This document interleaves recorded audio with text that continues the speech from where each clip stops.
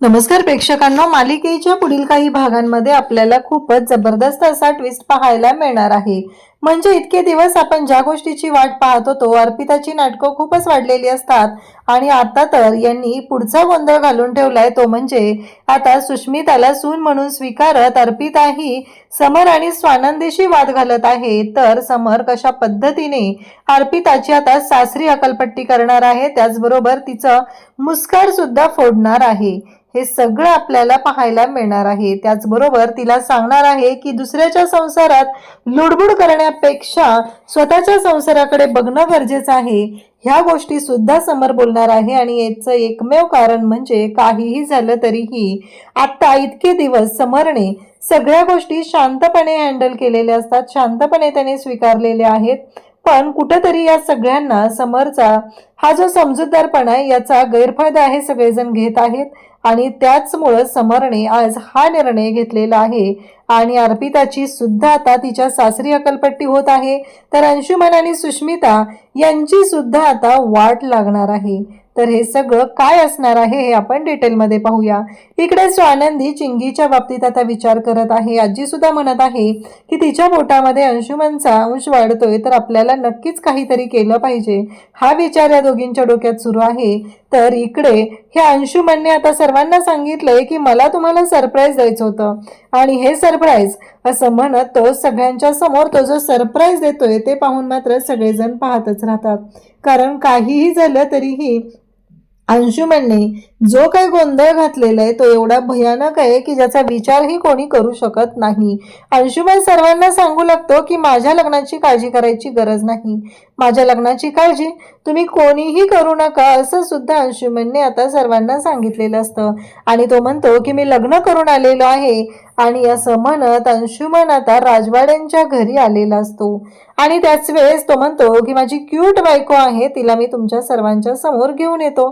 आता त्याची क्यूट बायको कोण आहे आणि मग तो सुष्मिताला बोलवतो, सुष्मिता, अंशुमन, राजवाडे। आणि त्यावेळेस तो म्हणतो की हे रजिस्टर साहेब आहेत, कसं आहे तुमच्या कोणाचा याच्यावरती विश्वास बसणार नाही मला माहिती आहे। मग स्वानंदी विचारू लागते की कोण होतं, सुष्मिता तुला कळतंय का, तू काय केलंयस? तेव्हा स्वानंदीला अंशुमन म्हणत असतो की वहिनी तुझ्या तर ओळखीतलीच आहे ना माझी बायको आणि तुझी तर लाडकी आहे ती, त्यामुळं प्रॉब्लेम येण्याचा प्रश्नच येत नाही। असं जेव्हा अंशुमन बोलू लागतो तेव्हा मात्र आता इकडे स्वानंदीला तर धक्काच बसलेला असतो, कारण ज्या गोष्टी घडत असतात त्या इतक्या गोष्टी भयानक पद्धतीने झालेल्या असतात आणि मग लक्षात येतं ते म्हणजे या सगळ्याच्या मागची खरी सूत्रधार मंदा, या मूर्ख मंदाने आता डाव साधलेला आहे आणि सुष्मिताचं लग्न अंशुमन बरोबर लावलेलं आहे। कारण तिला फक्त मोठेपणा, पैसा, श्रीमंती हवी होती, तिने त्या मुलाचा विचारही करणार नाही केलेला नाही आणि त्याचबरोबर सगळ्यांच्या समोर येऊन आता सांगत आहे की त्या दोघांचं एकमेकांवरती प्रेम होतं आणि त्यासाठीच मी हे लग्न लावलेलं आहे, मी स्वतः सही केलेली आहे, या दुसऱ्या 3 बायका होत्या हे सुद्धा सांगितलं जात असतं। आणि आता साक्षीदार म्हणून ज्या बायका होत्या त्यांना सुद्धा तिथून पाठवलं जातं, त्याचबरोबर जे रजिस्टर साहेब आहेत त्यांनाही जायला सांगितलं जातं। इकडं मल्लिका पाहतच राहते, कारण जे सगळं घडत आहे ते खूपच भयानक असं झालेलं आहे, जराही लाज वाटलेली नाही। या पद्धतीनं या सगळ्या गोष्टी झालेल्या असतात।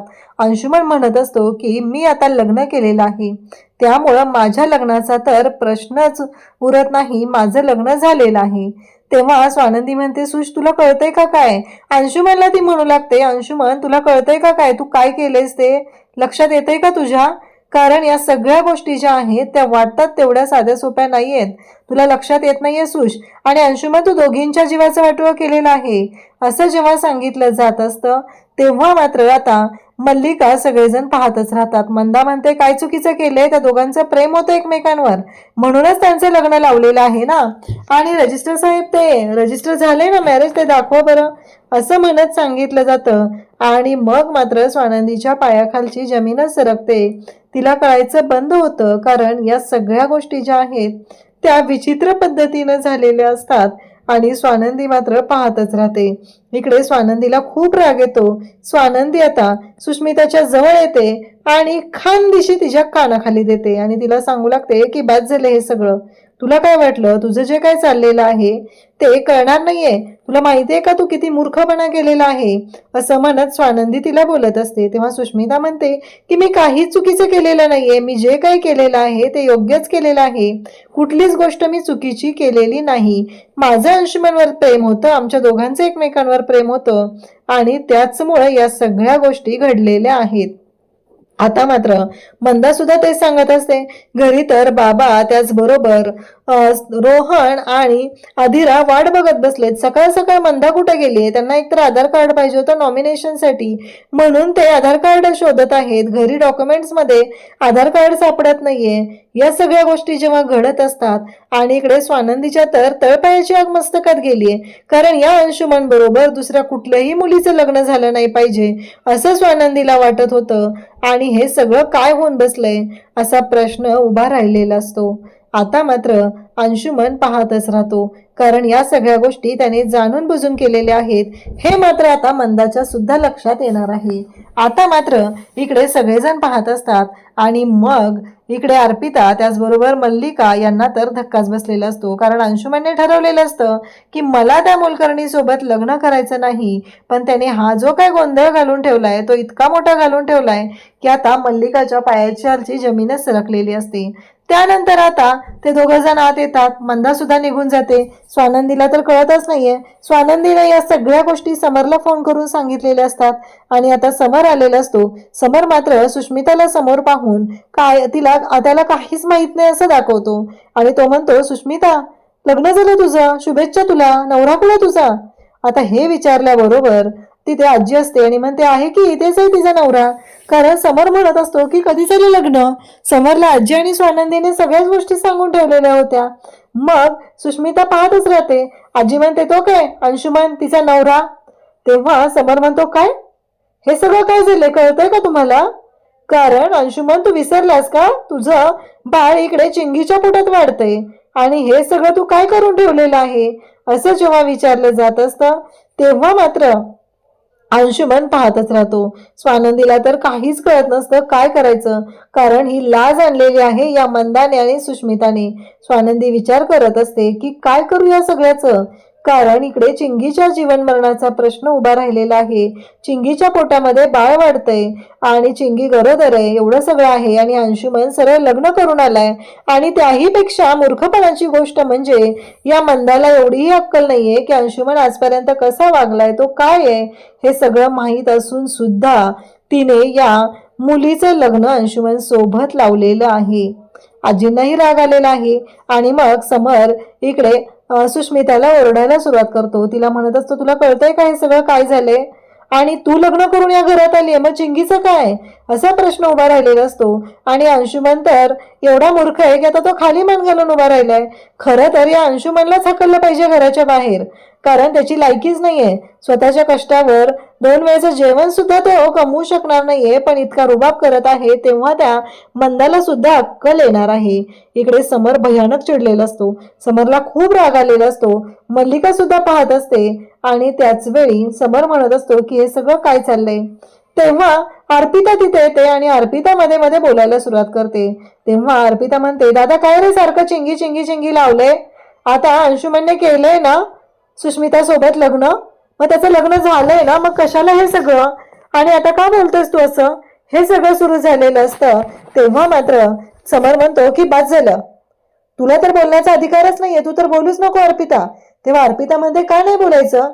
स्वानंदी म्हणते की अर्पिता ताई तुम्ही कोणाशी बोलताय ना याचं भान राहू द्या, जरा कळू द्या तुमचं काय चाललंय ते, लक्षात येते का तुमच्या, असं म्हणत स्वानंदीने सुद्धा अर्पिताला शांत करण्याचा प्रयत्न केलेला असतो.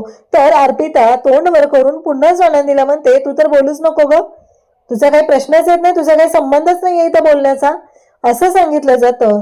आणि मग मात्र समरच्या पायाखालची जमीनच सरकते.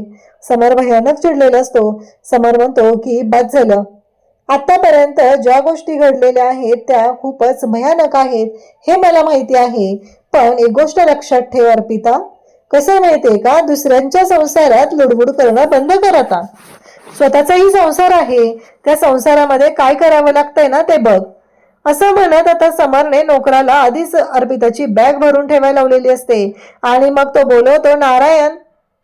अर्पिताची बॅग घेऊन या. मग नारायण काका तिथे येतात. अर्पिताची बॅग आणलेली असते आणि समर अर्पिताला म्हणतो की चला आता निघा, मुक्काम बास झाला राजवाड्यांच्या घरचा, कारण आता तुम्हाला तुमच्या घरी जावं लागणार आहे, एवढं लक्षात ठेवा. आणि असं म्हणत आता इकडे समरने तिचा हात पकडलेला असतो आणि तिला खेचत तो घेऊन चाललेला असतो. तिला म्हणत असतो की चला निघा आता इथून, बास झालं, संपला तुमचा इथला मुक्काम, कारण तुम्ही जे काही केलेलं आहे, जे काही पराक्रम गाजवलेले आहेत ते सगळे मला माहिती आहेत, त्यामुळे इथं राहण्याचा प्रश्नच येत नाही. असं म्हणत आता इकडे समरने अर्पिताचा हात धरलेला असतो. अर्पिता उद्धटपणे बोलण्याचा प्रयत्न करत असते तेव्हा समरने हात उचललेला असतो, कारण त्याला खूप राग आलेला असतो, कारण त्याला माहिती आहे की घरात एवढं सगळं झालेलं आहे आणि तरीही ही बाई वाटेल त्या भाषेत आणि वाटेल त्या शब्दात बोलत आहे. तेव्हा मात्र आता समर म्हणतो की पुन्हा राजवाड्यांच्या घरी यायचं नाही, स्वतःचा संसार सांभाळत राहायचं. असं म्हणत त्याने तिचा हात धरलाय आणि तिला ओढत घेऊन चाललेला आहे आणि सांगितलंय की आता कायमचा मुक्काम तुमच्या सासरी, कायमची हकालपट्टी केली जात असते. आणि आता मात्र या सगळ्या गोष्टी जबरदस्त पद्धतीने सुरू झालेल्या असतात. फायनली या अर्पिताची तिच्या सासरी हकालपट्टी होत आहे. पण मल्लिकाला मात्र खूप राग येतो. मल्लिकाला काही ही गोष्ट पटत नसते. मल्लिकाला असं वाटत असतं की नाही, काहीही झालं तरीही माझ्या मुलीच्या बाबतीत असं होता कामा नये, असा विचार तिच्या मनात सुरू झालेला असतो. पण समर मात्र शांतच राहायला तयार नसतो. स्वानंदी पण म्हणत असते, आजी म्हणत असते की बरं झालं पिंट्या, हा निर्णय घेणं गरजेचंच होतं. किती दिवस तिचं ऐकून घ्यायचं आहे आणि किती दिवस या सगळ्या गोष्टी सहन करायच्या आहेत.